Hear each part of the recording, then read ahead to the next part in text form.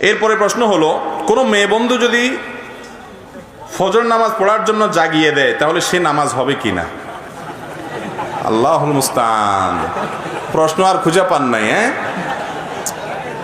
মেয়ে বন্ধু এটা আবার কি জিনিস ভাই? স্ত্রী। পুরুষের মেয়ে বন্ধুর নাম কি? স্ত্রী। তো স্ত্রীর ডাইকা দিলে নামাজ হবে কিনা প্রশ্ন, মানে ডাইকা দিলে বেটির ডাবল সওয়াব হবে ইনশাআল্লাহ।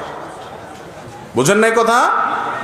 বই যদি জামাইকে ডাইকা দেয়, ওগো উঠো ফজর নামাজের ওয়াক্ত হয়েছে, বেচারি উঠাই দিয়ে ইনশাআল্লাহ সওয়াব পাবে, তার নিজের নামাজের সওয়াব তো আসি। অতএব পুরুষের যে মেয়ে বন্ধু তাকে বলা হয় কি?